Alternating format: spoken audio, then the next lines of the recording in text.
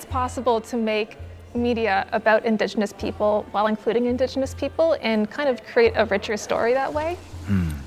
Maybe great-grandfather was right. Maybe the scold really is driving the caribou away. To me, that game is more like a co-creation, and that's a first in the industry, and I'm very proud of it. Thérèse! Marie! Anyone? I'm Tara Miller.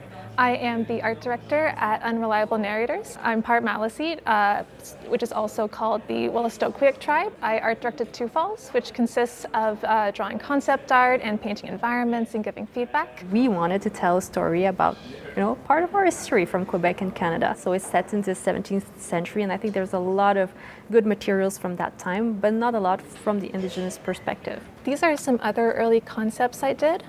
We have a Jeanne version and a My Can version. The challenge I was given was that we want two different art directions for the two different characters. The characters we have are My Can and Jeanne, a young Innu man who's a hunter. In France, they called us daughters of the king. And Jeanne, who's a fille du roi. I wanted for their different art directions to reflect their worldviews, right? For it to have some kind of grounding in their character.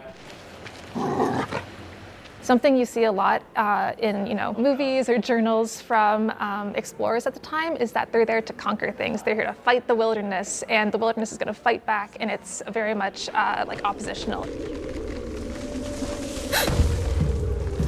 For My Can, I wanted to have a lot more dimension, a lot more detail in things that you wouldn't expect. Dynamic lines, more curves to kind of show something that's organic and growing compared to Jeanne, which had a lot of straight lines, a lot of sharp angles.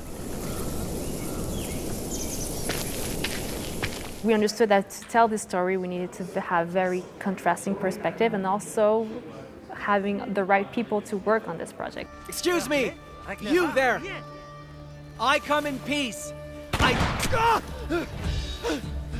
We want to have the story written by someone from the community, so we found Isabelle Picard. I'm from Wendoge, which is the only Wendat community in Canada. Us Wendat were once tens of thousands strong, thriving through alliances with other nations.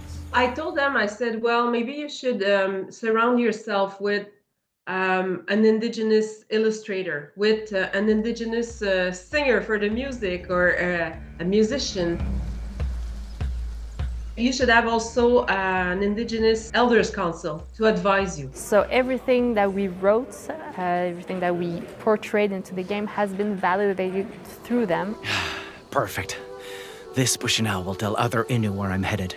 There were a few moments where I got to get some feedback that was actually really, really cool.